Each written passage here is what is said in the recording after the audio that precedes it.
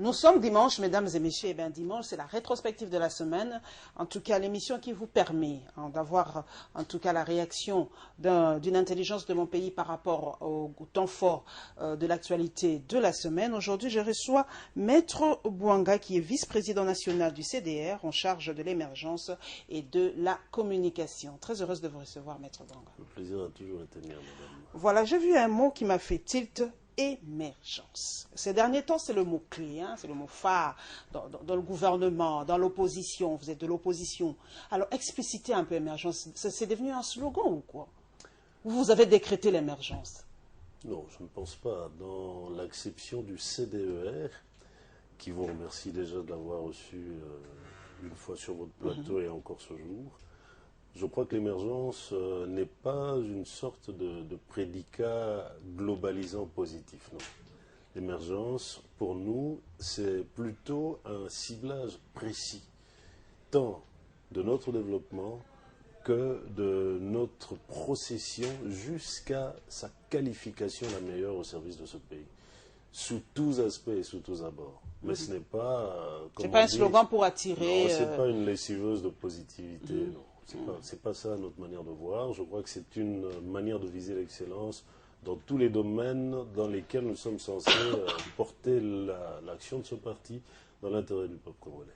Est-ce que l'émergence d'ici 2030, possible ou mythe ou vraiment rêve, on atteindra cette émergence d'ici 2030, Maître Bouanga? Elle dépend de l'alternance politique que nous recherchons. Vous liez les deux, vous liez l'alternance à l'émergence. Il faut un espace d'action, un espace de possibilité de réaliser des performances pour ce pays. Et nous ne l'avons pas jusqu'à ce stade. Mais comme l'a dit un certain président d'un pays voisin, l'alternance n'est pas synonyme d'émergence ou de bonne gouvernance. L'alternance n'est vraiment pas synonyme de la bonne gouvernance. L'alternance est un support favorable à un espace d'action réel, un espace d'action qui ne permette pas que l'on se trouve en posture de reculade pour que quand on arrive à faire le bon pour exprimer la volonté du développement, partant de la volonté politique, cela soit fait sans heurts. Et lorsque cet espace est acquis, en ce moment-là, nous avons la possibilité de poser des actes dans l'intérêt du développement du Congo. Voilà, nous entrons donc dans cette rétrospective proprement dite.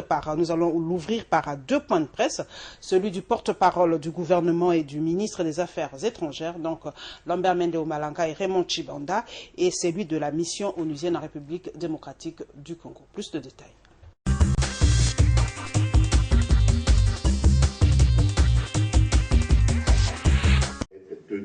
À une date qu'ils ont délibérément. Presque une semaine s'est écoulée depuis la dernière résolution des Nations Unies sur la situation en RDC. Des conclusions qui laissent un arrière-goût amer du côté du gouvernement congolais. Selon les ministres des Affaires étrangères et des médias, la résolution 2277 est révélatrice d'un dysfonctionnement dans le processus décisionnel des Nations Unies sur fond d'ambiguïté. Vous aurez noté l'ambiguïté de cette situation, qui est illustré, entre autres exemples, par cette justification qu'il faut maintenir en l'état les troupes de la MONUSCO en RDC à cause de la fragilité de la situation au Burundi.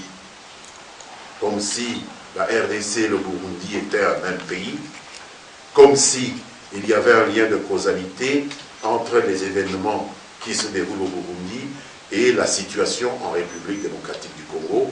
Le duo Tshibanda-Mende ne va pourtant pas tout rejeter de cette résolution, notamment quand il s'agit du dialogue. Une complicité de ces deux personnalités se fera même sentir lorsque l'un, complétant l'autre, demande aux uns aux autres de ne pas se figer à une date s'agissant du processus électoral. Certains de ceux qui insistent beaucoup sur ces délais dans la classe politique congolaise insistent d'autant plus sur ces délais qu'ils les savent intenables aujourd'hui. Lambert Mende et Raymond Tshibanda vont en profiter pour interpeller la population congolaise afin de ne privilégier que l'intérêt et le bien de la nation et sauvegarder les acquis. Un exercice qui pour certains observateurs vaut la peine et où les deux hommes, contrairement à certaines autorités, comptent mettre à profit la presse locale comme canal indispensable dans la quête de cette prise de conscience quant aux défis majeurs qu'entend relever le pays. La résolution 2277 du Conseil de sécurité des Nations Unies est interprétée différemment par l'opinion, a déclaré le directeur de l'information publique, la MONUSCO. Charles Bambara souligne que ce que le Conseil de sécurité a dit est conforme à la Constitution. Donc ce que le Conseil de sécurité dit cadre avec ce que la Constitution dit, le respect du délai constitutionnel. Et nous nous en tenons à cela. Je crois que lors de sa visite, le secrétaire général des Nations Unies, Ban Ki-moon, l'a répété ici même à Kinshasa, de façon publique, mais aussi aux autorités, que les délais constitutionnels doivent être respectés. Et c'est le point de vue officiel donc, des Nations Unies. S'agissant de la réduction des effectifs des soldats de la MONUSCO, Charles Bambara souligne qu'elle est liée à l'évolution de la situation sur le terrain. La MONUSCO attend donc neutraliser les groupes armés qui sèment la désolation dans la partie est de la RD Congo. Mais c'est vrai que le travail n'est pas fini. Les ADF continuent à être nuisibles sur le terrain. C'est un groupe terroriste qu'il faut éliminer de la carte de la RDC. Les FDLR, même si leur potentiel de nuisance a diminué, n'ont pas complètement disparu de la surface des territoires de l'Est de la République démocratique du Congo. Il faut poursuivre ce combat. Combien de groupes Maïmaï y a-t-il en ce moment même au sud Kivu, au nord Kivu et ailleurs dans le pays? Ils sont nombreux. Et donc, il faut qu'on achève ce travail. Et le Conseil de sécurité, une fois de plus, dans cette résolution, donne une direction. Il faut protéger les populations civiles, il faut neutraliser ces groupes, il faut stabiliser le pays. Et c'est ce que nous entendons faire en collaboration avec les forces gouvernementales qui sont engagées dans le pays et que nous avons vraiment, que nous sommes déterminés à appuyer.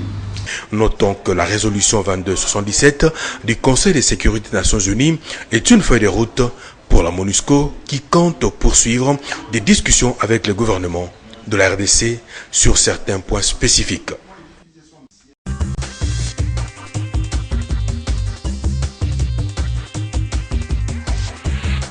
Merci à toi Élisée Odia, de Journaliste en Action. Maître Bouanga, y a-t-il guerre entre le gouvernement et la mission onusienne au Congo, vu, en tout cas, ils ont deux points de vue diamétralement opposés par rapport à l'interprétation de la résolution 2277. Bien, madame, je ne pense qu'il y ait une guéguerre entre deux, parce que j'estime qu'ils sont d'abord en collaboration. L'un est membre des Nations Unies et l'autre est le support régulateur commun de plusieurs parties qui représentent la communauté des États du monde dont nous faisons partie. Je ne pense pas, je crois qu'il y a des divergences sur certaines questions, mais est-ce qu'à ce stade, parlons d'une résolution par exemple, celle 2277 qui a été prise à l'unanimité par tous les membres du Conseil de sécurité, l'on discuterait encore sur ce qui est déjà en application, parce que c'est une norme impérative internationale. En adéquation avec notre Constitution, elle est en ce moment aussi déjà en train de porter ses effets, parce que les normes impératives internationales dérogent aux droits nationaux des États.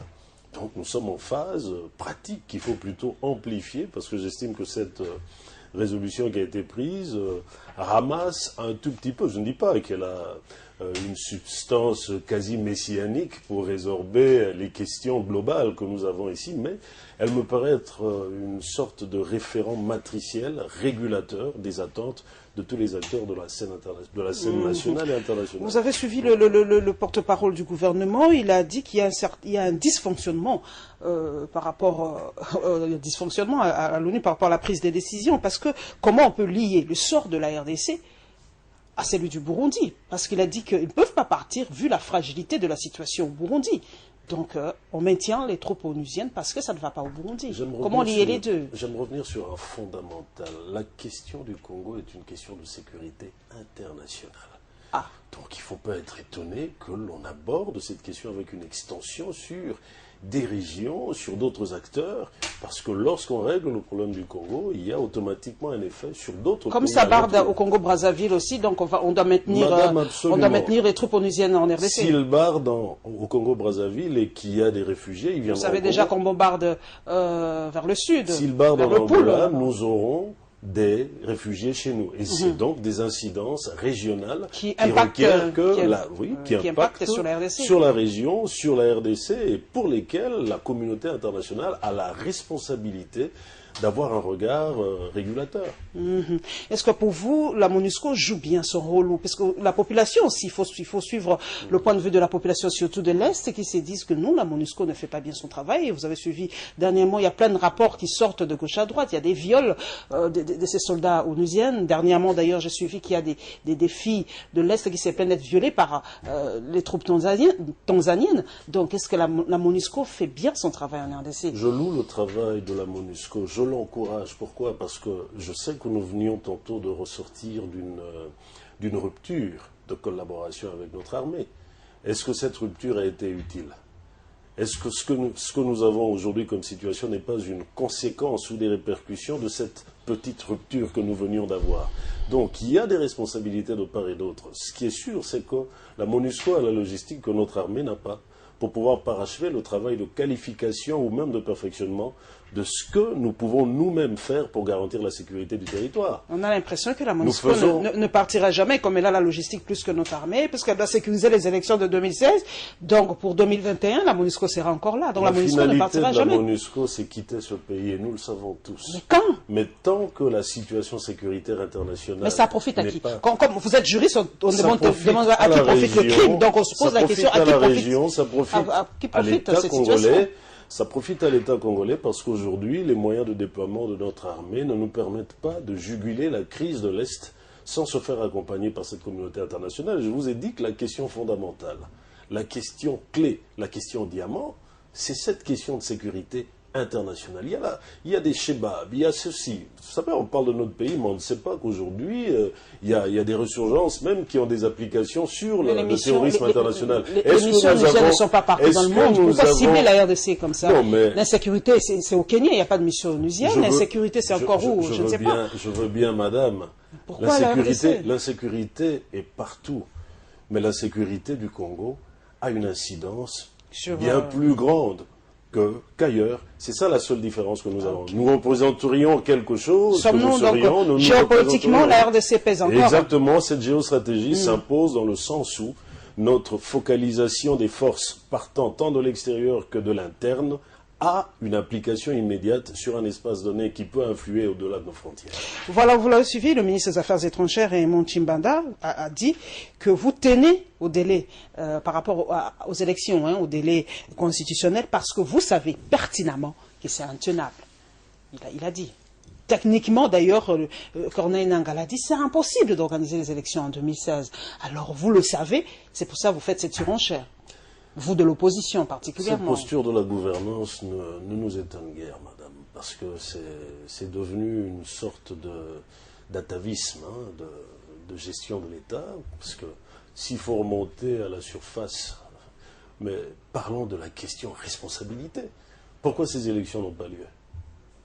Il y avait 200 millions à mettre de côté tous les mois.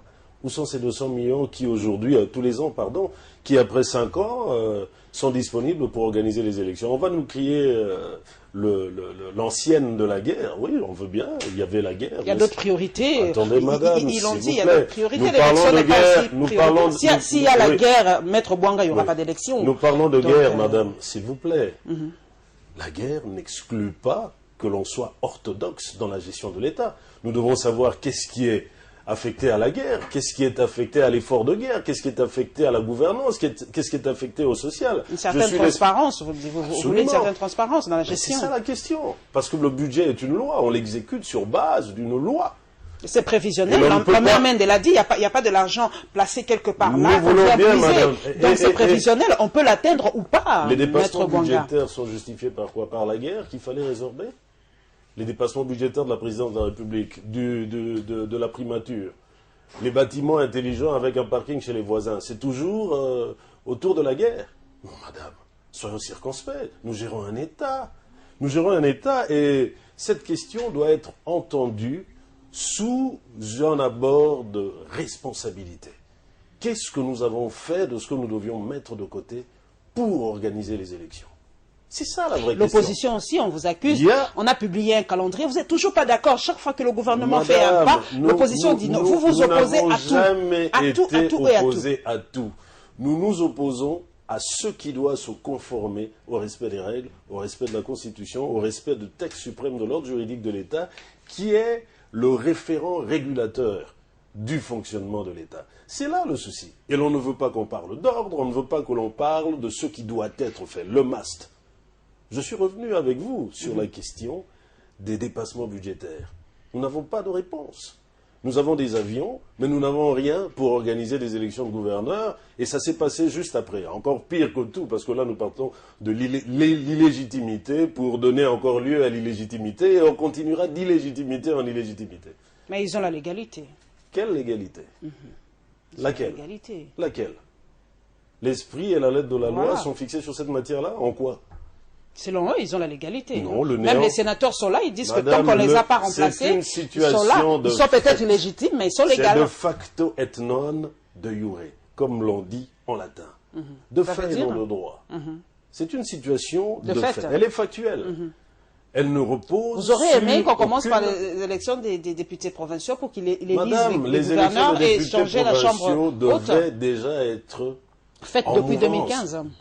L'État congolais détient des cautions des partis politiques, notamment celle du CDER, et jusqu'à ce jour, nous C'est n'avons non pas remboursable, d'élection. c'est écrit non, c'est dans la loi Il n'y a électorale. pas de souci, C'est hein, non même si remboursable. c'est non remboursable, mais vous trouvez qu'il est orthodoxe, qu'il est positif, il est constructif de recevoir des cautions et de ne pas organiser des élections? Et c'est avec cet argent qu'on devait organiser les Qu'à élections, cela Maître ne Bonga. tienne, Non, madame. Qu'à c'était cela pas ne avec tienne. ça. Ça, Non. c'est peut-être pour le fonctionnement je me fixe de la sur CENI, je me tout fixe sur une simplement. démarche, mais il ne s'empêche pas de fonctionner avec. Il n'y a pas de souci. Mais ce qui importe, c'est que je vous ai mis en face des extra-budgétaires par rapport aux budgétaires qui devaient être affectés à l'organisation des élections. Fixez-nous et nous croirons au gouvernement. Voilà, nous poursuivons, mesdames et messieurs, volet élections, audience CENI avec un groupe d'études sur le Congo et notre rédaction réfléchit à haute voix sur la candidature de l'opposition congolaise.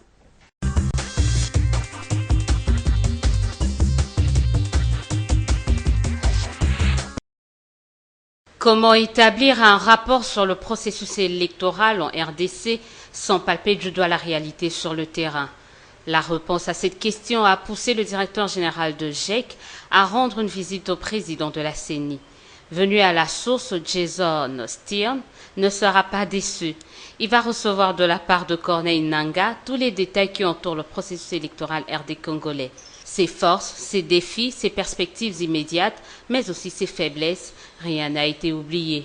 Cet exercice s'inscrit dans le cadre d'éclairer cet institut de recherche américain qui se penche sur la dynamique des conflits en RDC et du processus électoral en particulier.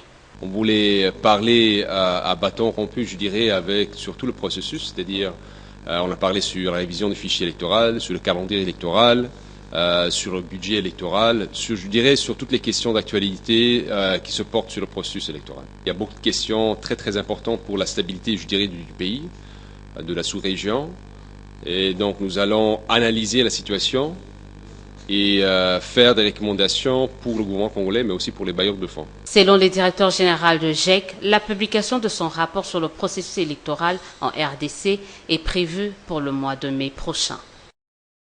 La convocation de l'élection du nouveau président de la République.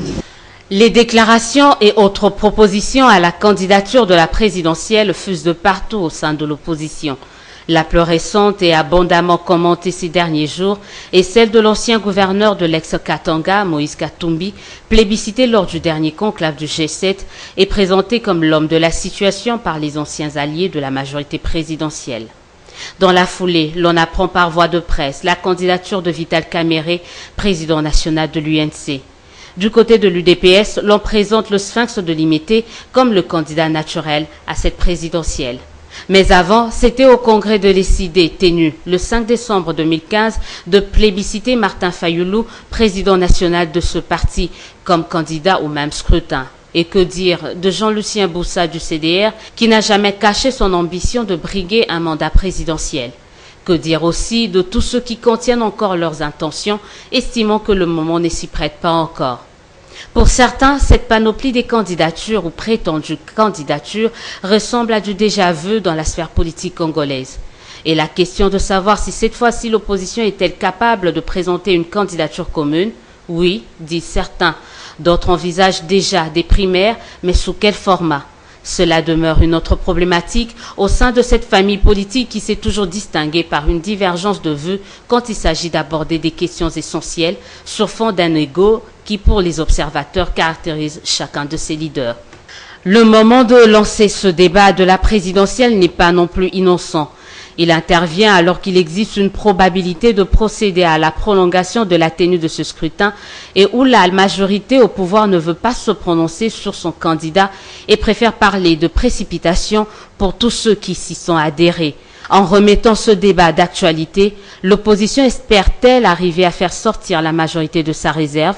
Cette question, comme tant d'autres, trouveront certainement leur réponse dans un futur proche. Mais à en croire certains esprits avertis, à l'échéance, le débat risque de se recentrer autour du bilan des gestions des uns et nouveaux projets des sociétés des autres, entre la continuité de l'action et la rupture avec le passé.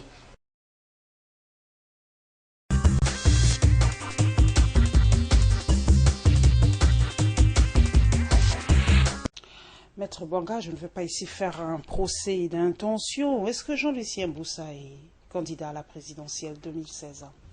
Madame, le courant des démocrates rénovateurs aura un candidat au présidentiel. Ce n'est pas un secret caché ou une sorte d'énigme, non. Nous sommes un parti politique. La finalité de la conquête de pouvoir, c'est son exercice. Voilà le pic final de notre action pour l'intérêt du peuple congolais. C'est la première. Mais nous estimons, nous au CDER, que cette question sera entendue au moment opportun. Il sera inscrit à notre agenda et nos instances statutaires du parti vont se fixer dessus et valider la question au moment opportun. Mais nous pensons qu'à ce stade-ci... C'est vrai que vous nous dites toujours le moment opportun, c'est pas encore le moment et tout ça. En tout cas, le noir avec le temps, ça va pas, puisque quand on voit d'autres pays, on sait classer les choses. Aux États-Unis, on sait par exemple que les primaires commencent, je ne sais pas le dire clairement, mais je donne un exemple, que ça commence au mois de février, ça se termine vers quel mois? En RDC, on navigue à vue, Maître Banga. Chacun attend ce moment opportun, que ce soit la majorité présidentielle ou à l'opposition. C'est-à-dire aussi, on attend ce moment opportun. Le noir avec le temps, c'est deux choses vraiment qui ne collent pas. Alors on se pose la question aujourd'hui. Mois d'avril déjà. Les élections, probablement, si on respecte les délais constitutionnels, c'est au mois de novembre. Alors, quand est-ce que vous allez vous préparer? Quand est-ce que vous allez vous adresser à cette population pour ça? Ce n'est pas un secret polichinelle, vous l'avez dit. Alors pourquoi tout le monde se cache derrière? Ce n'est pas encore le moment et nous attendons procès d'intention. Mais on va où là? Madame, nous avons un schéma calendaire interne. Nous sommes un parti politique.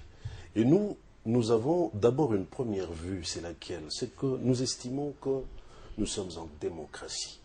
Nous l'avons exalté sous plusieurs volets, sous plusieurs faces, en faisant voir clairement que même dans notre regroupement au sein du Front des démocrates, que coordonne et dont est porte-parole mon président l'honorable Jean-Lucien Boussa, la sphère des prérogatives de nos semblables ayant pour limite nos prétentions à nous, hein, donc ce n'est pas à discuter à 1000 fois pour nous mettre en opposition entre les droits des autres et notre manière de voir. Ils ont, s'il vous plaît, j'aurais voulu terminer, ils ont le droit de prendre une posture sur la question des candidatures ou pas. Nous sommes en démocratie, la Constitution le leur accorde, la Constitution nous le donne à nous tout autant. Mais c'est vrai, ce qui importe, je vais atterrir. Vous êtes politique. Je tiens à atterrir. Mais c'est vrai. Je voudrais seulement vous dire une chose. Pour nous, ce n'est pas encore une priorité, parce que le vrai combat, c'est le combat de l'alternance. Madame, je parlais de budget avec vous. Nous y sommes dans ce combat de l'alternance. Je ne vous arrache pas la parole, mais je parlais de budget avec vous. Rien que le budget des élections est-il lisible au Congo? Après 5 ans d'exercice du pouvoir d'État, on ne sait pas dire s'il y aura des élections. Ok, je vous ai dit que le débat autour de la guerre, pour nous, c'est un débat sans teneur, parce que je vous ai démontré qu'il n'y avait pas que ça. Il y a eu de l'extra-budgétaire. Mais est-ce que l'on ne peut pas vider ce combat de l'alternance, ce combat de la garantie de l'organisation des élections et du passage qui nous appelle à offrir une alternative, nous tous, pour servir ce pays demain? C'est ça le vrai combat. Oui, c'est vrai que vous Nous ne savons même pas encore quand est-ce que ces élections auront lieu, quand bien même la Constitution nous l'impose. Nous sillonnons le net. Je sais que nous sommes amis sur les réseaux sociaux, Maître Bonga. Est-ce que vous écoutez cette population? Parce que la population se dit cette fois-ci, ils en ont marre. Permettez l'expression. Mettez-vous ensemble. Et il y a même une proposition d'un internaute qui dit, ils vont vous coffrer quelque part jusqu'à ce que vous nous sortez un candidat unique de l'opposition. Parce qu'à fin de compte, vous ne travaillez pas pour vous. Vous travaillez pour ce peuple. Alors, en allant en ordre dispersé, vous savez déjà comment ça se passe. Vous dispersez les voix aussi. Alors, pourquoi ne pas faire, par exemple, des primaires? Oui. Pourquoi ne pas vous mettre ensemble? Mettez vos égos de côté, parce que la population souffre. Madame, vous voyez comment cette population souffre? Mettez vos égos de côté et proposez-nous un candidat unique. Un contexte idéologique de besoin et de rattache à une structure entendue. C'est ça la grande bataille. Vous êtes comme non, madame, laissez-moi terminer. J'aurais voulu terminer. On a eu un 1+4. Vous allez organiser ces primaires dans quel contexte? Parce que il y a plusieurs plateformes. Laissez d'abord les présidents des partis politiques s'exprimer à des moments précis et clairs. Quand je vous parle d'opportunité, c'est en ce moment-là, lorsque tout le monde se met en posture, on se dit, bon, maintenant nous allons discuter parce que tout le monde a exprimé ses ambitions. Discutons, voyons comment est-ce que cette question peut être résorbée. L'opposition ne peut gagner que si elle se fixe sur une unité d'action.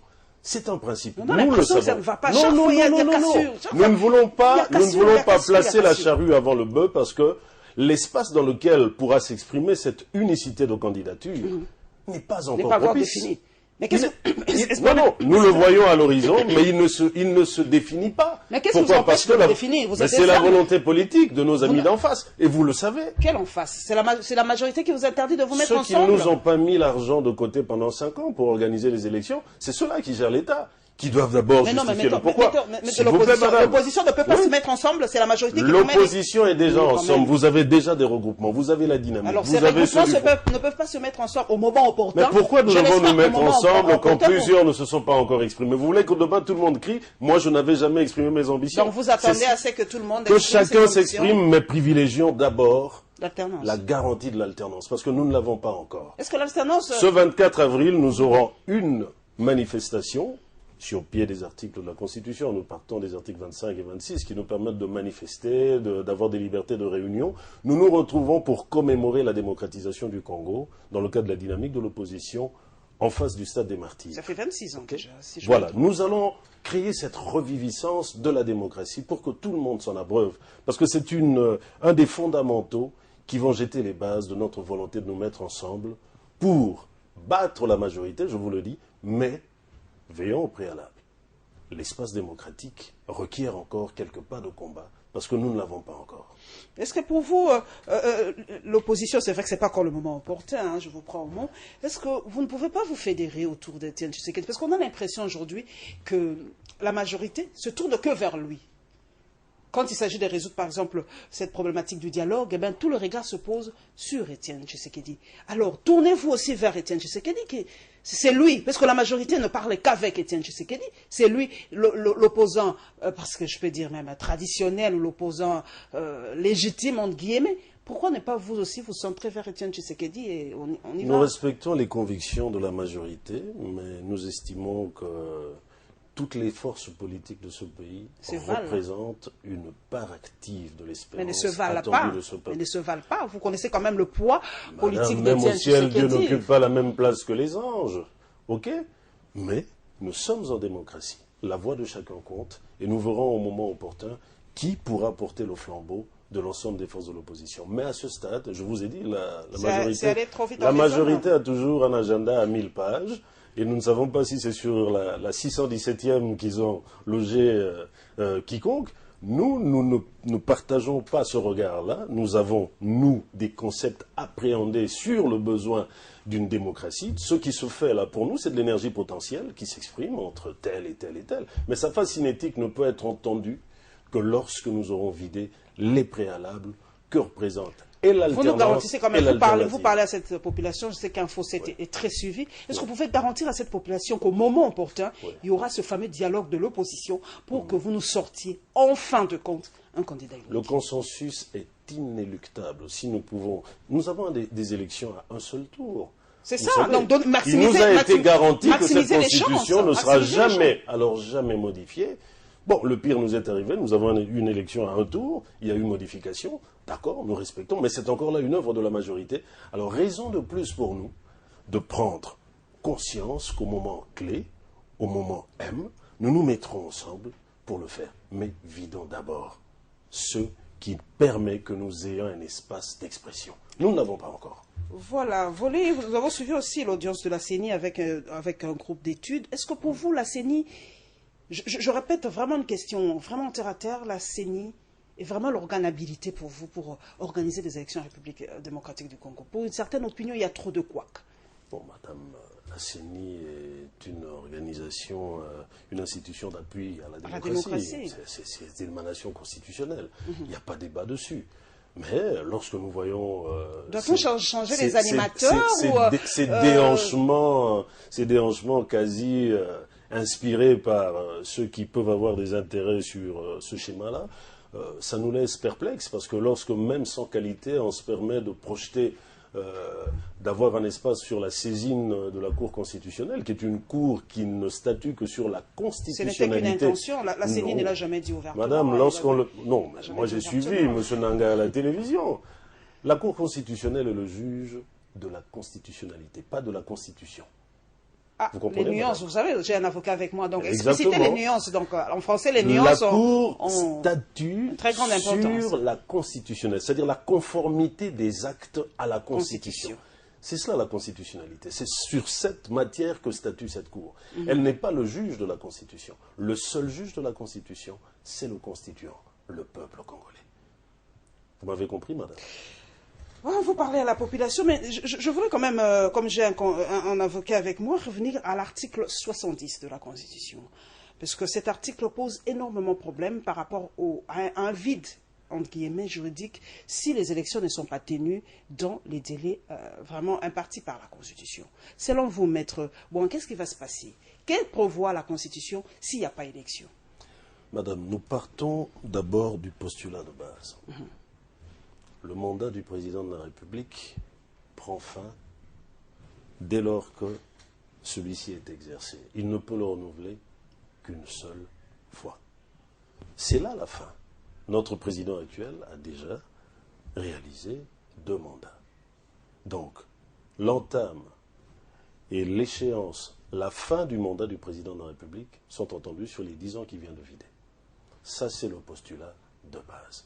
Dans quelles conditions le président de la République reste en fonction? C'est lorsque des élections sont organisées.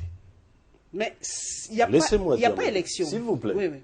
Je voudrais fixer, vous ai dit les termes de référence.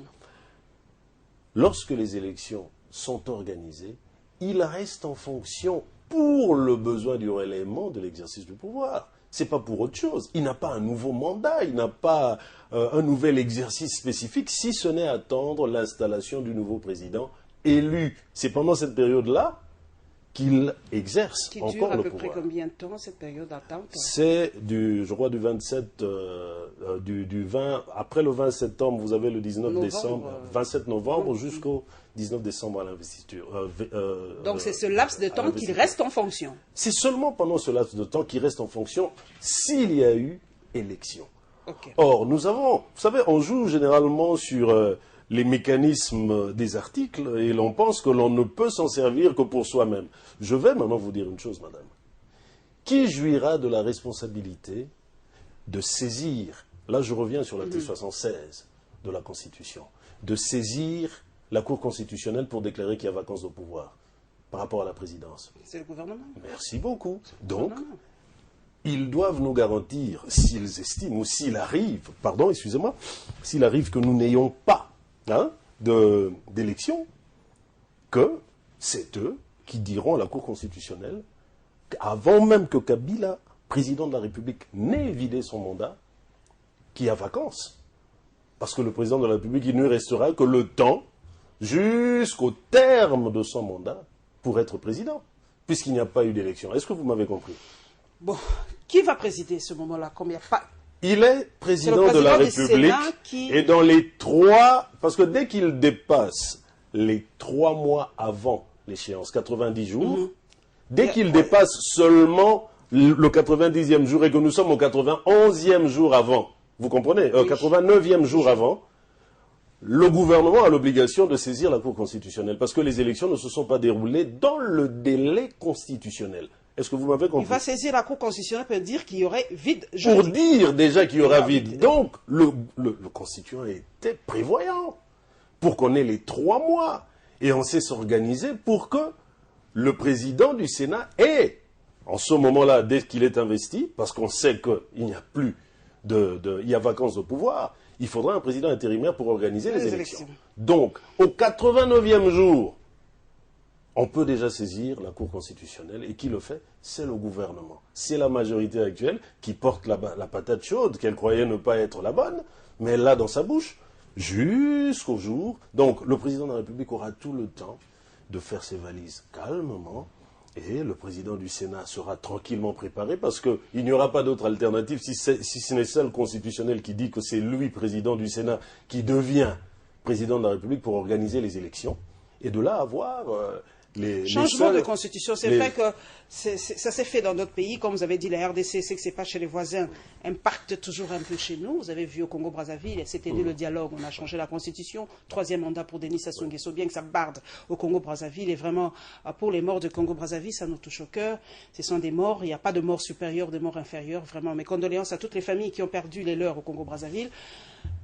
Au Burundi, même, changement de constitution, je ne sais pas si ailleurs on en a fait, mais au Bénin, quand même, coup de chapeau. Au Bénin, il y a eu passage de pouvoir, en tout cas civilisé, entre Boni Ayi et Talon. Alors, on se pose la question, y aura-t-il ce fameux dialogue, on va y arriver, pour faire ce changement? C'est la crainte majeure de la population congolaise. On y arrivera à ça, à ce référendum, à ce changement de constitution et à ce 3e mandat? Rien n'empêche. J'aime me fixer sur l'essentiel. Il n'y a pas encore péril dans la demeure. Les élections peuvent être organisées. Il y a de très grandes expertises dans le monde. Les grandes entreprises, nous on en connaît plusieurs. Mais lorsque vous faites un appel d'offres, comme nous le voyons à la CENI, mais ce n'est pas à vous de fixer les règles. Vous dites quel est votre desiderata, et les spécialistes du domaine vous disent, voilà, en autant de temps, nous pouvons le faire pour autant d'argent, et pour les contraintes que vous avez sur le plan constitutionnel, voilà ce que nous pouvons faire. Mais ce n'est pas à vous de venir donner, de faire cet appel d'offres et de commencer à guider les attentes de l'appel d'offres. OK? Voilà, nous allons continuer. Nous restons dans le chapitre de réaction, mesdames et messieurs. Première réaction par rapport à la candidature de Moïse Katumbi, la réaction de Kamere par rapport à cette même candidature de Moïse Katumbi, et le G7 contre-attaque par rapport aux propos de Vital Kamere.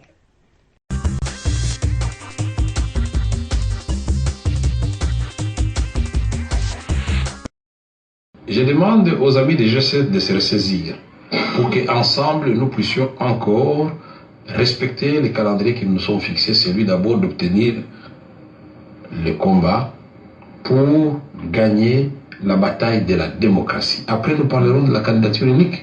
Je respecte leur choix, mais ce n'est pas le moment de dire si on soutient ou on ne soutient pas. Il y aura des candidats de toutes les autres formations politiques, certainement. C'est la démocratie. Mon parti et la coalition à laquelle j'appartiens, s'ils en décident ainsi, il n'y aura pas de problème. J'ai déjà été candidat, madame, souvenez-vous, en 2011, et je suis arrivé 3e. Mais pour le moment, je préfère privilégier l'intérêt général et ne pas donner la possibilité au président Kabila de nous diviser. Parce que si nous commençons les querelles et les discussions autour des individus, nous allons oublier le combat principal qui est celui de bousculer ce pouvoir qui veut se maintenir par la force. Demandons à l'honorable Moïse Katumbi Chapwe d'accepter de présenter sa candidature. Ce choix, le G7 l'a opéré puis annoncé au terme de son conclave, mais hélas, à l'opposition proche de Vital Kamere, l'on crie curieusement à la précipitation. Nous avons été surpris d'apprendre que un groupe parmi nous a pu désigner Moïse Katumbi. Donc le problème, c'est pas de désigner, le problème, c'est l'opportunité. Nous plaçons la charrue devant le bœuf. S'agissant de la problématique de la candidature unique de l'opposition à la prochaine présidentielle, Koudoura Kassongo rappelle au G7 l'ossature issue des scrutins de 2011. Je pars d'un principe simple. En 2011, il y avait deux qui étaient sur le podium du Quintet. Il y avait Tshisekedi. À part lui, il y a Vital Kamerhe. Donc nous pensons qu'il faut d'abord consolider les finalistes de 2011 et puis en y intégrant dans cette équipe-là d'autres athlètes qui ont un peu de la fraîcheur. À la majorité présidentielle, l'affaire est l'objet d'une moquerie. Nous attendons qu'il continue comme ça à s'embrouiller, à nous présenter des petits poissons, des frétins, et ça va nous permettre, puisqu'en principe, petit frétin ou frétin, ce n'est pas une injure, hein, entre guillemets, mais c'est vous dire simplement que ce sont des gens qui n'ont pas la carrure nécessaire pour affronter le candidat prochain que nous allons présenter. Et j'ai dit bien, il faut faire le distinguo entre les compétences sportives, les compétences dans les business et les compétences politiques. Aller ailleurs, c'est se tromper des cibles et ça peut être fatal demain. Dans ces contextes d'inflation des candidatures, d'aucuns estiment que les concessions deviennent inévitables. Moïse Katumbi et Étienne Tshisekedi l'ont déjà compris. La candidature de Moïse Katumbi est une proposition du groupe G7. Donc c'est une proposition qui engage le G7. Et le G7 met cette proposition sur la table en disant voici le candidat que nous proposons comme personnalité pouvant concourir en novembre 2016 à l'élection du nouveau président de la République. Donc c'est tout à fait normal, il y a un jeu démocratique, ce n'est pas l'unanimisme au sein de l'opposition. C'est un jeu qui est ouvert, à part le G7, il y a les CID qui avait proposé M. Martin Fayulu, un jeu qui est ouvert dans le respect des règles démocratiques et nous allons cheminer jusqu'à obtenir la cohésion de l'opposition dans son ensemble. C'est une mauvaise lecture de la chose actuellement parce que nous ne sommes pas encore au niveau des dépôts des candidatures. Ici, ce sont des personnalités politiques et des groupements politiques qui se manifestent, qui expriment leurs ambitions, qui proposent leurs leaders, les personnalités qu'ils pensent être capables de concourir. Et ce n'est pas encore, on ne peut pas encore parler d'ordre dispersé en ce moment-ci. D'ailleurs, quand vous suivez l'actualité, vous sentez tout de suite qu'il y a des conciliambules entre les différentes personnalités qui sont dans l'opposition.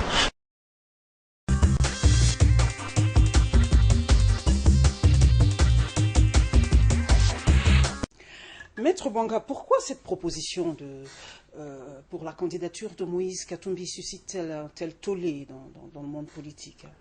Non, c'est un abord ou un autre qui, pour nous au CDER, je vous l'ai dit tout à l'heure, c'est de l'énergie potentielle.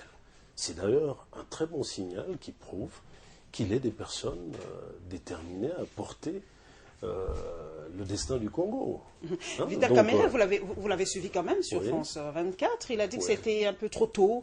Est-ce que le G7 a brûlé trop tôt ses cartes? Je respecte leur opinion. Chaque parti politique a son agenda, mais je reviendrai toujours à ce que je vous ai dit un peu plus tôt. C'est que il est bon que nous visions d'abord les questions qui garantissent que nous puissions agir sur nos agendas respectifs. C'est vrai que nous ne parlons pas des hommes, mais ça impacte toujours. L'homme est lié à son bilan, l'homme est lié à son travail. Est-ce que pour vous, ces potentiels candidats qu'on va nous présenter d'ici là, quel bilan ont-ils à présenter ou à défendre, ou ont-ils les mêmes propos? Parce que, alors on se pose la question, qui est propre et qui n'est pas en République démocratique du Congo? Bien, madame, tout dépend de l'approche que l'on se fait de la question. Sur cette bataille de crédibilité, je crois que chacun, au moment donné, soit se fixera sur une approche bilantaire ou alors une approche programmatique. Nous, au CDER, nous apporterons notre programme. Hein, c'est là le biface de cet état des choses. Mais sur Panama Papers, je vois ce qui s'est fait ailleurs. Notre droit s'inspire du Code napoléonien de 1804.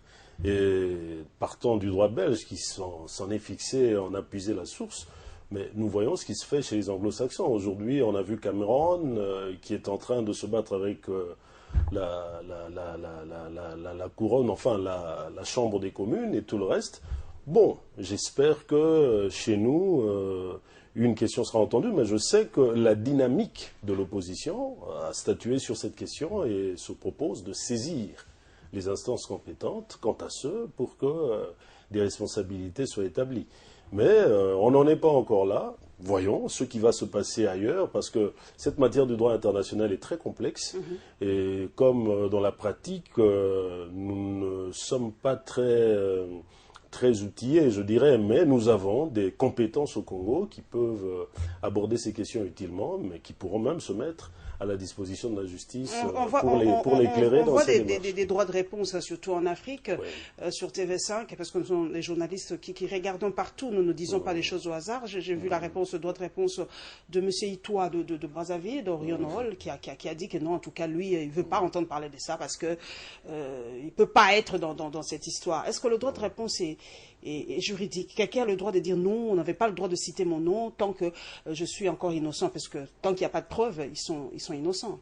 Tout le monde jouit de la présomption d'innocence. La présomption d'innocence, merci du terme. Donc, si... Il y a encore présomption d'innocence tant que les faits ne sont pas avérés vrais. Si les instances sont saisies, en ce moment-là, il peut faire prévaloir sa présomption d'innocence, et tout autant, si les instances ne sont pas saisies, il est censé être sous le coup de sa présomption d'innocence. C'est mutatis mutandis. Mais ce qui importe, c'est que, est-ce que la machine judiciaire est mise en mouvement ou pas?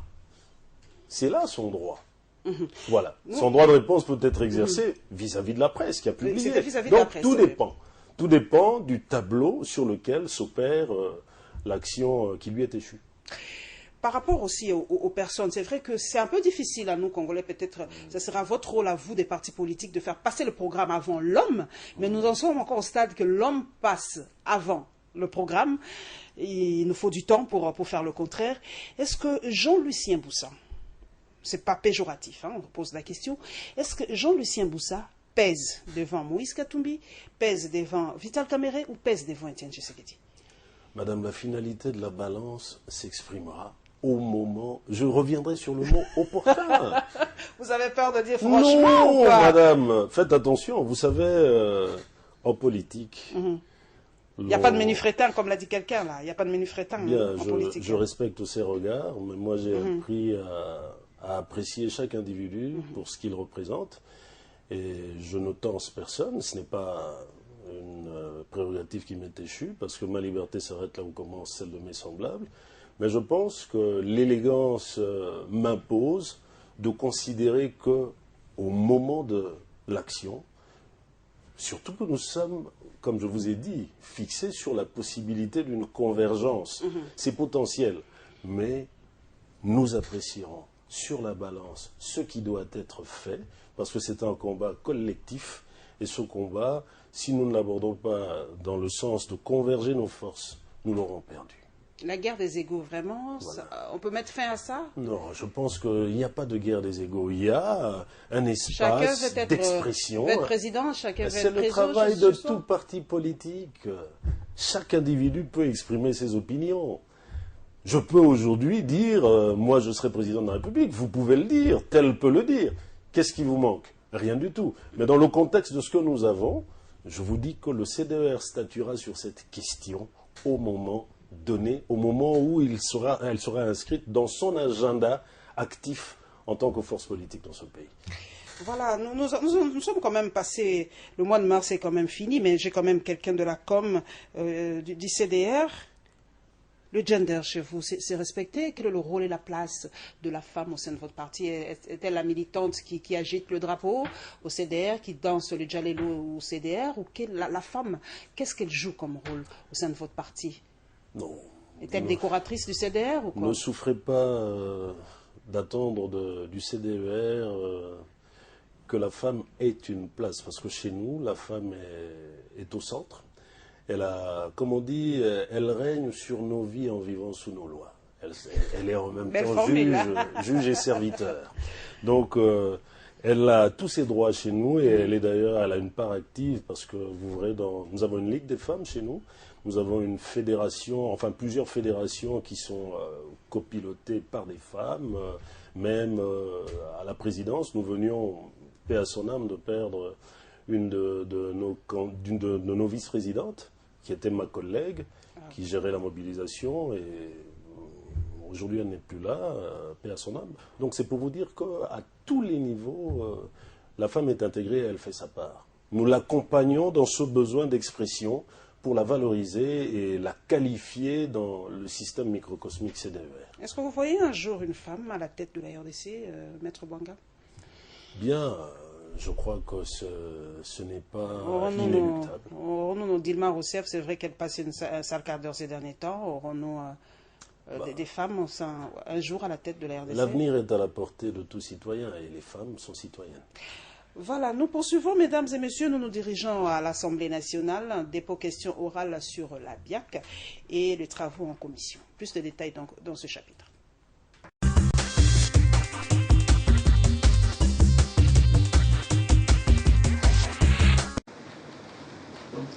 L'audition séjour du ministre de l'Aménagement du Territoire, Urbanisme et Habitat est consécutive à la motion d'information en plénière sur le délabrement avancé de la voirie de Kinshasa.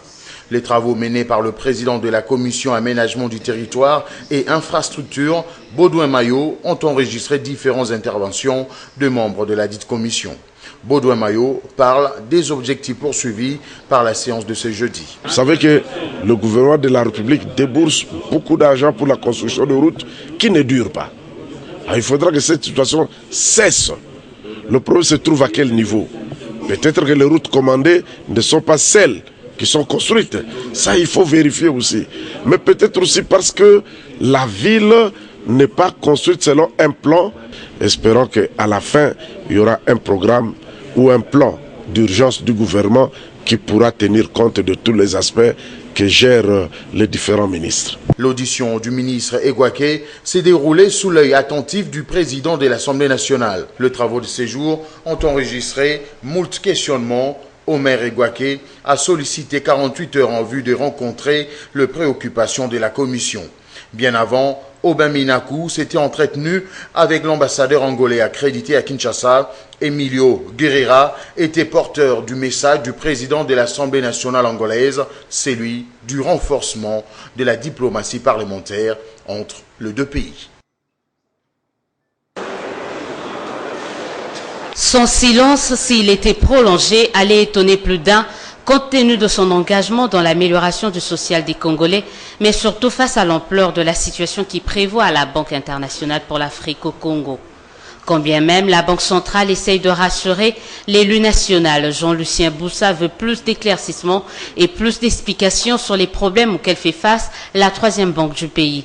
D'où le sens de cette démarche. Je viens de déposer une question orale avec débat adressée au gouverneur de la Banque centrale pour la problématique de la crise des liquidités au niveau de la BIAC qui risque d'avoir des conséquences néfastes sur d'abord directement sur les clients, mais aussi sur l'ensemble de l'économie par ce que nous appelons en économie le risque systémique. D'emblée, l'élu de Boudjala, lui-même expert en économie, estime que le gouvernement et la BCC ont failli sur deux plans. Il s'explique. Ce qui s'est passé, c'est que la ligne de crédit en faveur de la BIAC a été rompue brutalement par la Banque centrale. Ça, c'est un. De deux, ce qui s'est passé aussi, c'est que la Banque centrale a dû puiser à la demande du gouvernement 30 millions de dollars à la BIAC. Ce qui a créé des difficultés au niveau de la trésorerie de la BIAC. Mais c'était un prêt sollicité par le gouvernement à un moment donné, mais le même prêt a été garanti par les gouvernements. Le prêt est arrivé à l'échéance. La Banque centrale n'était pas en mesure, et le gouvernement à travers la Banque centrale, de remettre la BIAC dans ses droits. Quelle garantie donnez-vous aux épargnants de la Banque internationale pour l'Afrique au Congo, aux banques partenaires, à la population et aux employés quant à la résolution de cette crise? C'est l'une des 6 questions auxquelles doit répondre le gouverneur de la Banque centrale dans le tout prochain jour.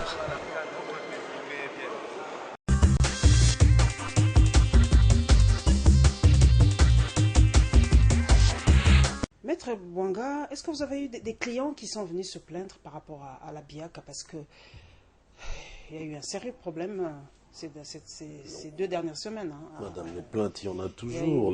Les épargnants sont consubstantiels à la citoyenneté.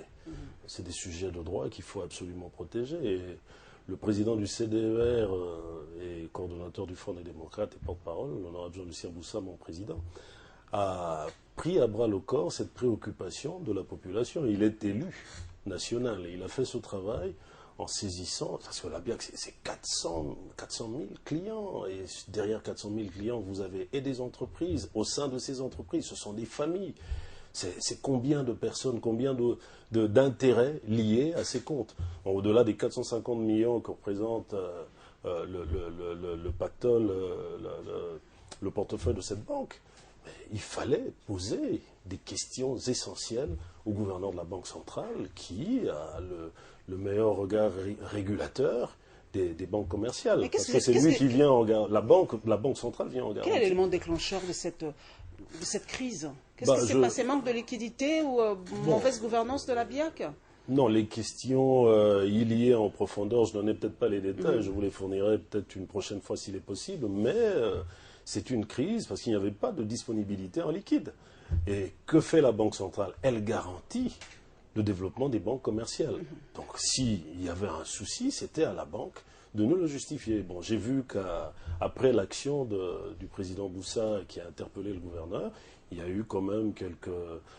amélioration. Non, je ne parle pas d'amélioration, une prise d'opposition du gouverneur pour laquelle nous attendons les effets au guichet. Sur le terrain. Ouais. Mais est-ce que cela ne casse-t-elle pas aussi la confiance de la population par rapport aux banques? C'était déjà assez dur pour que les Congolais reprennent confiance aux banques. Parce qu'aujourd'hui, la thésaurisation, on n'a pas peur que cela revienne. Nous avons déjà une culture bancaire de faible teneur. Alors, imaginez lorsque la vie bancaire a ce type de scorie, il est très difficile que même l'incitation à l'investissement puisse avoir un sens chez nous. Donc voilà des effets répercuteurs, mais sur le plan purement négatif, qu'il faut absolument éradiquer. Et la part du CDER sur cette question a été véritablement portée par notre président national. Et vous voyez, un travail a été fait. Mais si plusieurs peuvent le faire, ce sera aider la République tout autant. Et de là, offrir un blason qualitatif, un blason avec des dorures qui attirent l'investisseur. Et de là, fournir même l'emploi aux Congolais qui ne l'a pas aujourd'hui. Nous avons suivi mon confrère Bobo Samba qui est allé dans la commission pour voir un peu ce qui se passe. On a parlé un peu de la dégradation très très rapide de l'état des routes en RDC. Vous êtes avocat, vous sillonnez la ville. Comment expliquez-vous cette dégradation-là? Qu'est-ce qui se passe en RDC? Parce que moi j'avais reçu, c'est peut-être pas dans ce cadre, mais le DG de la CGT qui a dit que les routes sont de bonne qualité, mais c'est l'environnement qui ne va pas en RDC. Tout y est. L'environnement, vous comprenez un peu ce que je veux dire. Donc, on justifie un peu la dégradation. Ça me paraît un prédicat très difficile à cerner parce que vous parlez d'environnement. Soyez un peu plus potable, s'il vous plaît. Donc, en parlant de route, je vous parle d'une catastrophe. Nous sommes sur le format de l'hécatombe. Hier, j'accompagnais mon président, l'honorable Jean-Lucien Boussa, le président du CDER. Nous sommes descendus sur les sites érosifs derrière, comme on appelle, le camp du Metz. Nous sommes allés au camp Luka.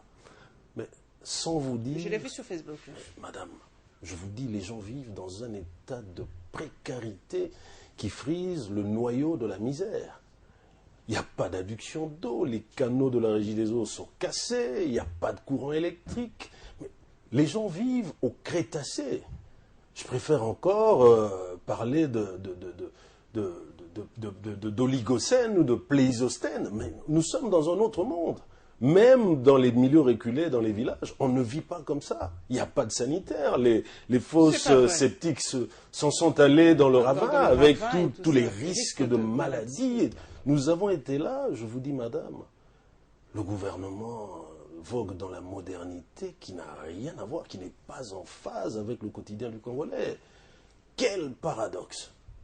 Quel paradoxe! Vous et moi, nous pouvons nous mettre aujourd'hui sous cette lampe, mais il y a des gens qui vivent dans le noir, le vrai noir, le noir du jour et le noir de la nuit. Alors, gouvernance, où es-tu? Gouvernance, où es-tu? Cette histoire de commission aussi, par rapport aux routes... Je reviens aux routes, madame. J'ai été sur Capella. Nous avons, je ne sais pas si c'est un canyon nouvellement, peut-être de sol, Un canyon de sol sur la voie publique.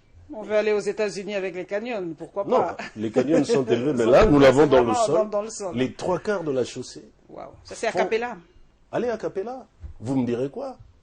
Vous pourrez peut-être faire de l'a cappella en chantant, en voyant ce qu'il y a là, mais vous allez être... Non, madame, ça subodore une absence totale de volonté politique. Et c'est très grave. C'est peut-être pas une priorité parce que tout est prioritaire, c'est peut-être les routes Voilà. ne sont pas aussi prioritaires qu'on veut le... Madame, j'en souffre. J'en souffre quand je vois la vie des gens, je vois comment est-ce que les gens sont en train de peiner dans la douleur. Il faut que la gouvernance pense à ce peuple.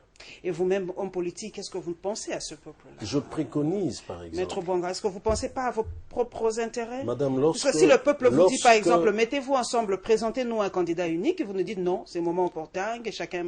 Mais vous avez vu ce peuple-là. Je sais que c'est le caviar de votre plateau ce soir, cette histoire de candidat unique, mais je vous ramène à l'assiette, parce que jusque-là, on n'a toujours pas servi. Je vous ai dit, tant qu'il n'y a pas d'alternance garantie, les beaux rêves des beaux repas, on peut les faire. Soyons sûrs que nous pourrons monter à table, alors nous pourrons emmener les écrevisses. Je vous dis, madame, que je vois par exemple ce qui se fait en faisant de la comparaison en Angola. Ce sont les mêmes Chinois qui construisent. C'est ça, c'est la question d'ailleurs que j'ai posée. Mais eux recourent à une entreprise allemande qui vérifie la qualité des routes construites par les Chinois. Bouanga, mais la question ça va être adressée indirectement à votre président qui est député national.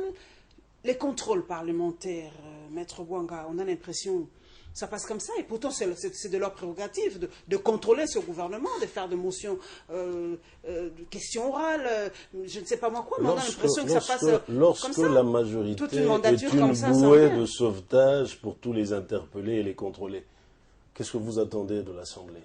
Allons vers des élections et prenons une Assemblée qui va mener à terme les procédures de contrôle. C'est ce que nous attendons. Lorsqu'il y a des dépassements budgétaires, lorsqu'il y a des réalisations à plus de 900 millions de dollars, à près d'1 milliard en dehors du budget classique, et que le Parlement ne se prononce toujours pas en dépit de, madame, vous voyez que le besoin de l'alternance se fixe sur la priorité et l'essentiel sur lequel nous devons nous fixer tout à l'heure. Je vous l'ai dit. Avant-dernier chapitre, mesdames et messieurs, consacré au point de presse des partis politiques et plateformes, nous avons choisi pour vous le G7, le MR et l'UDPS.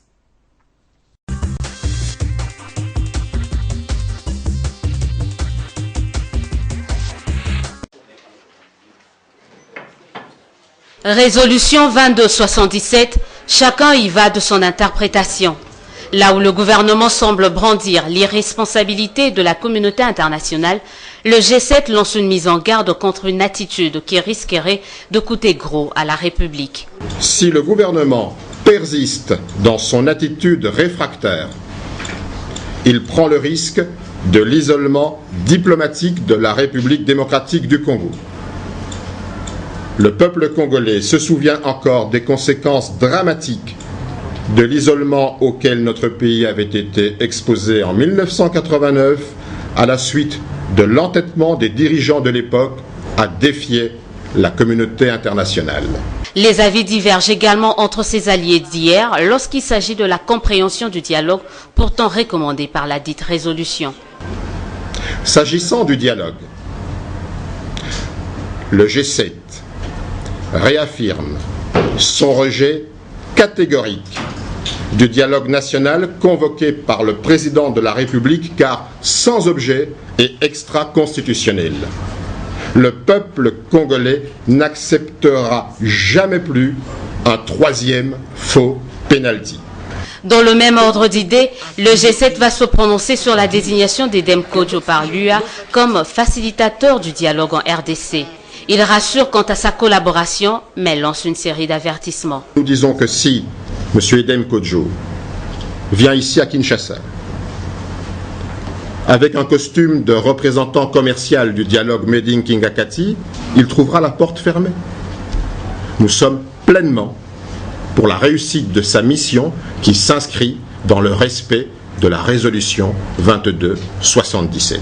Pour le G7, l'organisation des élections surtout présidentielles dans le délai est encore possible et aller au-delà serait ouvrir la voie à une vacance de pouvoir au sommet de l'État. Les attentes de l'opposition pro-dialogue vis-à-vis du facilitateur, Clément Kankou les a rappelées et résumées en ces termes. Nous allons attendre du facilitateur qui nous donne d'abord l'objet de sa mission, clairement, jusqu'où il doit aller. Parce que quand on parle de facilitation, c'est aussi large, c'est aussi complexe, c'est aussi simple. Chacun de nous devrait avoir le même entendement. Qu'est-ce que ça veut dire qu'un facilitateur? Dès que nous nous mettons d'accord sur ça, ce sont les fondamentaux. À ce moment-là, nous pouvons avancer. Mais attendre rapidement ce qu'on va nommer. Qui va nommer le comité préparatoire? Un autre rappel important du président du MR à Edem Kodjo, c'est le respect de la Constitution. Ici, Clément Kankou exige un dialogue conformément à la résolution 2277.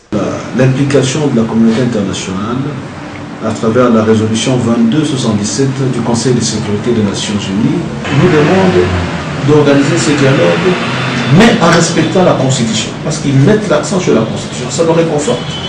En ce moment, nous disons que si nous devons aller au dialogue, il faut que le dialogue soit inclusif. À ses pairs de l'opposition, l'homme prêche par l'unité et la cohésion. Il opte pour un cahier de charges commun. Pourquoi ne pas parler d'un cahier de charges commun de l'opposition pour le dialogue national? C'est-à-dire, l'opposition se mettrait d'accord sur des points sur lesquels nous n'allons pas transiger. On se mettrait d'accord sur une ligne rouge à ne pas franchir. On se mettrait d'accord sur un cahier de charges qui répond aux aspirations de tous quant à l'organisation des élections. Et ceci en respectant le délai constitutionnel. Pour lui, la mise en place du comité préparatoire est une compétence exclusive du facilitateur à ne pas partager avec quiconque.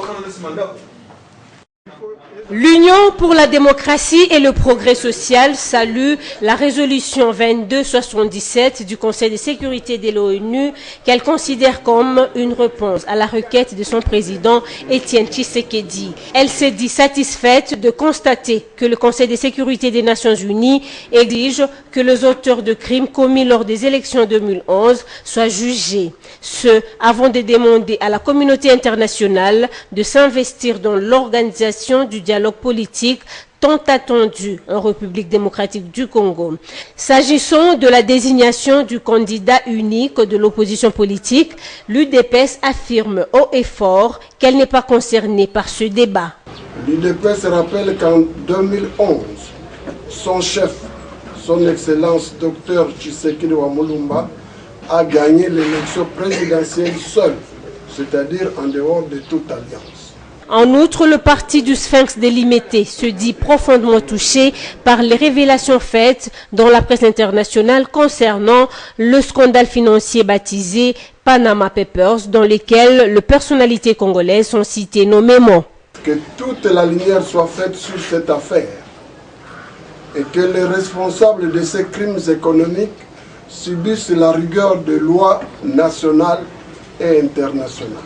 Le secrétaire général de l'UDPS, Bruno Mavungu, qui a présidé ce point de presse, a promis d'éclairer la lanterne de la population sur toutes les questions d'actualité au cours d'un meeting prévu le 23 avril prochain à la permanence du parti cher à Étienne Tshisekedi.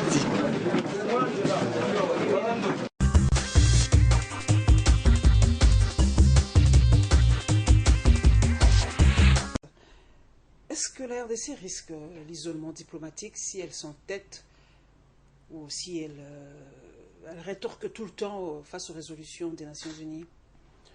Bon, je pense que ce qui est intéressant, c'est d'avoir des politiques justes, des politiques logiques, des politiques qui s'appliquent en prenant en compte les forces en présence et les impératifs liés aux attentes des uns des autres, pour que nous puissions inscrire l'action du développement et de l'avancement de l'État. Et cet avancement ne peut être entendu que si nous trouvons un exutoire qui nous emmène à un processus électoral fiable qui va garantir l'avènement de l'alternance que nous recherchons. Mais ce processus, il doit être, comme je vous l'ai dit, la RDC n'a pas le droit, par exemple, de réagir si elle estime qu'une résolution est injuste, une résolution Madame, met en mal. Je vous ai dit qu'une résolution prise, bien qu'elle fasse l'objet d'un débat, c'est déjà pris, donc c'est plus la peine. C'est une résolution. Nous discutons sur quoi? Sur le sexe des anges. C'est déjà pris. C'est a posteriori qu'on réagit. Hein? Bon, écoutez, il y a... Mais que peut-on faire, par exemple? C'est vrai qu'on a l'impression que la RDC ne fait que subir. Madame... Que peut-on faire, par exemple, pour empêcher une résolution qui met en mal la Mais pourquoi on empêcherait une résolution qui Israël le fait bien, c'est vrai qu'Israël est fort, mais Israël, il y a combien de résolutions par rapport à Israël? Israël a des élections, Israël a combien de premiers ministres depuis qu'Israël existe? Passez-moi sur retour de foi. Ils ont combien de présidents? Ils ont eu combien de gouvernements qui se sont succédés après des élections sans heurts? Nous sommes encore dans des batailles où nous avons des appels d'offres de la CENI, madame. Revenons dans le contexte applicable à notre environnement. Nous avons des résolutions. Pourquoi? Parce que nous nous comportons en acteurs politiques en quête de résolution. Si nous arrêtons de gérer la gouvernance, si nous arrêtons de ne pas préparer les élections au temps convenable, vous croyez que les résolutions viendront au Congo? Attendez, s'il vous plaît, madame. Et encore, il faut dire merci, parce que sans ces résolutions, nous n'aurions pas de bon accompagnement. Ce pays ici, nous n'avions pas la MONUSCO, nous aurions vidé la guerre à l'Est. Quand ils vident la guerre, il n'y a pas de problème de résolution. Mais quand ils veulent nous aider à aller vers un processus fiable, non, on n'aime pas les gens de la MONUSCO. D'accord, mais soyons modestes. Faut quand même pas tout. Soyons modestes. Je ne jette. Les FRDC font aussi un Madame, les FRDC font un travail, mais les drones des Nations Unies font aussi un travail. Je crois que vous avez compris mon langage. Mais par rapport quand même au dialogue, est-ce qu'il n'y a pas incompatibilité entre dialogue et constitution? On a l'impression qu'on veut opposer le dialogue et la constitution. On dit on tient le dialogue, mais que les élections soient dans le... On dirait qu'on oppose ces deux concepts. Oui, mais l'on parle de quel dialogue? Parce que le dialogue, tel qu'évoqué sous le format d'un support consensuel au sein de la résolution, n'est pas le dialogue que nous connaissons ici. En fait, nous parlons de quel dialogue? En fait, de CDR pour dialogue. Madame, pour dialogue, mais il y a une constitution, on ne peut pas aller dans un dialogue. Nous ne sommes pas pro, nous ne sommes pas anti, nous ne sommes pas contre. Nous sommes pour le respect de la constitution. Mais si on vous invitait quand même, on met tout le cadre nécessaire, on ouvre le champ, on vous dit que nous venez pour parler de tout ça. Pourquoi vous invitez? Parler avec qui? Mais avec, entre vous politiques, vous allez bien parler, non? Non, pour éviter par exemple tout ce qui va se passer après. Mais pour parler de quoi?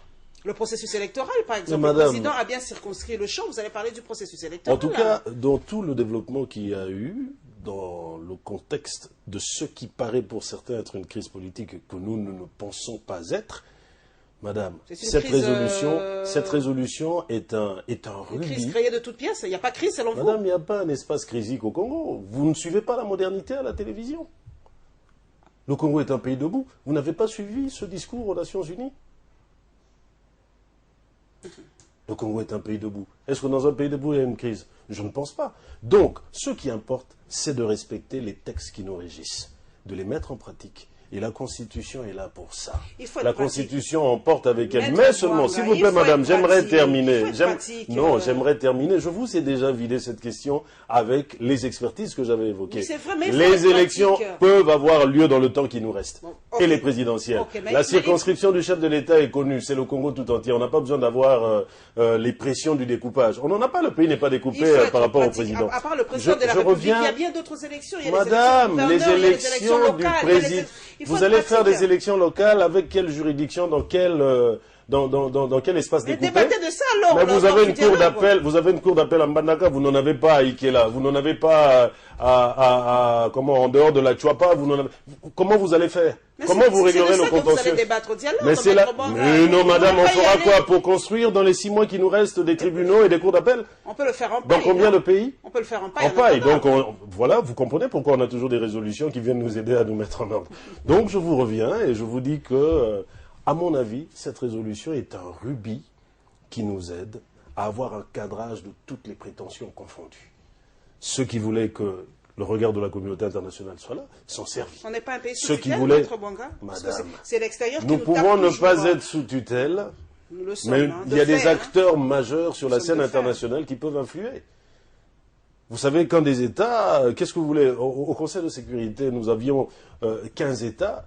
à l'unanimité. Vous voulez me dire que cette expertise internationale de tous ces États... Il n'y a aucun pays qui a voté contre cette résolution. Aucun pays. Donc, pour vous dire que la sécurité du... Non, c'est pour vous dire que la sécurité aucun pays ne soutient la RDC, ni la France, ni la Russie, ni les États-Unis. Ils nous soutiennent. Pourquoi ils ne nous soutiendraient pas? Ils nous soutiennent en votant cette résolution. Ils soutiennent tout ce qui touche à la RDC relativement à ce qui se rapporte à la sécurité internationale. C'est pour vous dire quel est le poids de ce pays par rapport au Conseil de sécurité qui siège. Donc ils savent que les incidences du Congo sont telles que nous devons avoir un regard commun. Vous voyez à quel moment ils le font? C'est ça, une sorte de candidature unique sur une matière qui touche à des effets collatéraux dans un espace donné. Donc, quand 15 pays d'un poids politique que vous connaissez, je parle des États-Unis, de la France, du Canada, de la Russie, de la Chine, se mettent d'accord 15 pays. Madame, est-ce qu'il n'y a pas meilleur regard de responsabilité pour accompagner un État du monde? J'ai dit. Par rapport au dialogue, c'est vrai que vous êtes dit que bon, ce dialogue, vous n'êtes pas partant, mais si ça s'est tenu quand même, et que les résolutions sortent après, ça ne vous engagera pas du tout. Madame, vous parlez de... La politique de la chaise vide ne paye pas, monsieur du CDR. Il faut être là pour quand même être dans les instances décisionnelles. Quand le CDR a son pion sur l'échiquier, madame. Et vous l'avez vu, nous travaillons, nous sommes modestement une des parts constitutives et actives de la dynamique de l'opposition aux côtés de nos pairs qui sont tout autant porteurs.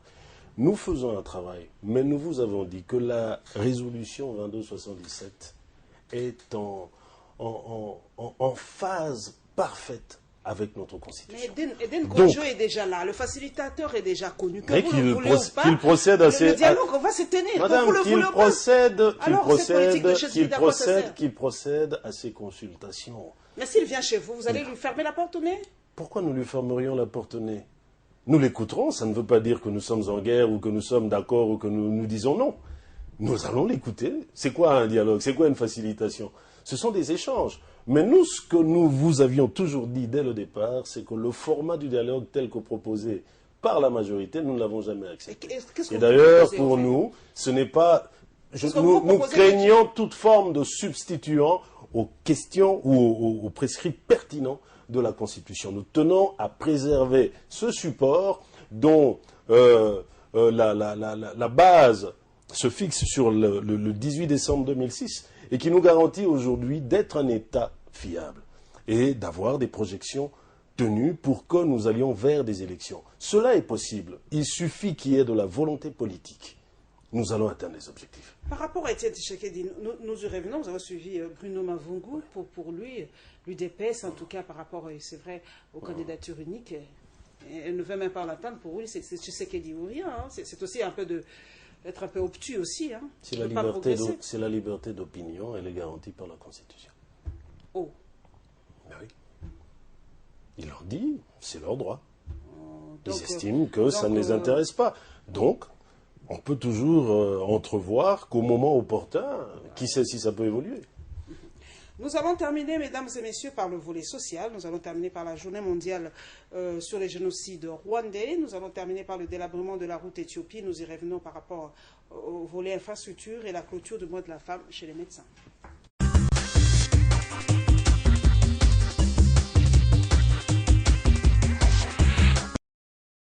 Ce 7 avril se veut une journée de réflexion sur les génocides rwandais de 1994.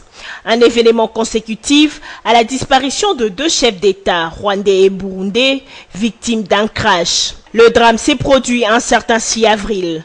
Il va engendrer une série de massacres. La cible, la population Tutsi du Rwanda. Bilan de ces atrocités, près de 800 000 Rwandais, en majorité Tutsi, avaient perdu la vie selon les statistiques des Nations Unies. Ces événements malheureux n'ont pas été sans conséquences pour la RDC. Ils ont été source d'insécurité dans la partie est du pays de Lumumba. Le nord et le sud Kivu vivent encore aujourd'hui dans ce manque de sécurité. Cette partie de la RDC avait hébergé les réfugiés Hutus rwandais victimes de guerre et conflits ethniques. La journée internationale de réflexion en vue de lutter contre le génocide a été initiée par les Nations Unies en 2003, mais aujourd'hui, l'Est de la RDC demande plus de pragmatisme. Cette partie de la République démocratique du Congo veut la paix, une paix durable pouvant favoriser les développements de ce coin de la République. Espérons que différentes initiatives prises par le pays de la sous-région vont porter solution aux problèmes. Les chapiteaux du Palais du Peuple a vibré ce samedi au rythme du premier grand forum des femmes fortes. Et l'unité de cette cérémonie qui a réuni plus ou moins 3000 personnes a été donnée par la prière, dit sous les signes de la cohésion entre différents acteurs politiques et de la société civile. Placée sous les thèmes femmes, une aide semblable, debout et déterminée pour la nation, cette première expérience a décelé et réuni les femmes de toutes les 26 provinces du pays et de toutes les compétences et horizons. Marie-Ange Lukiana, présidente du comité d'organisation, n'a pas manqué d'éprouver les liens existants entre les combats de la femme congolaise au profit de la paix et l'importance de la tenue du dialogue. Donc, ce grand forum des femmes fortes avec Dieu de 26 provinces qui nous rassemble ce jour au Palais du Peuple. Un forum des femmes grand par le nombre de ses participants et aussi grand par la richesse des matières listées. Le sigle Femmes fortes avec Dieu a été tiré du RAFDI, Réseau africain de femmes fortes avec Dieu, dont la servante de Dieu, Michel José Rachidi, est coordonnatrice nationale. 80 femmes dites fortes par rapport à leur distinction dans leur profession ont été nominées en présence du président de l'Assemblée nationale, Obem Minako. Et c'est lui aussi qui a reçu des mains des organisateurs la coupe du chef de l'État, un moyen de reconnaître son engagement pour le bien-être de la femme congolaise en particulier. La force de Dieu, c'est dans la tolérance. Et qui dit tolérance dit dialogue. Ce grand forum des femmes fortes, premier du genre, a également connu la participation des ambassadeurs, des membres des corps diplomatiques et du gouvernement. Nous sommes ici sur la route Éthiopie dans son croisement avec l'avenue Massimanimba dans la commune de Kassavubu. Impossible de rouler à vive allure, l'état de délabrement très avancé de la route ne le permet pas. Les caniveaux qui longent cette route sont bouchés. Conséquence, après la pluie, il y a débordement des eaux, d'où ces SOS des usagers de ce coin de la capitale. Et nous sommes vraiment dans un état de délabrement qu'ils même ont du mal à passer. C'est vraiment une route qui est tout sollicitée par les véhicules et par les piétons. Ces Quinois pointent du doigt les autorités de la ville de Kinshasa et sont accusés des complaisances à l'endroit des entreprises commises aux travaux de réhabilitation de la voirie urbaine. On doit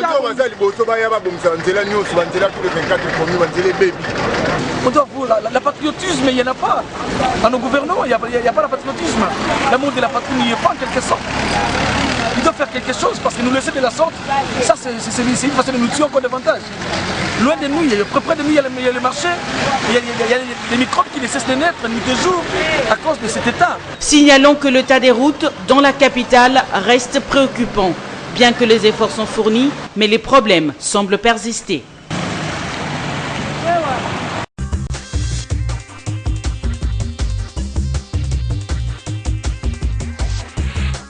Vous avez suivi les femmes fortes, Maître Bouanga, les femmes de l'excellence, les femmes fortes avec Dieu. Est-ce que Dieu doit être au centre d'une gestion dans un pays? C'est la question fondamentale que moi je me pose. Doit-on mettre Dieu aussi au centre dans la gestion d'un pays? Dieu, c'est le regard que nous avons de notre conviction de foi.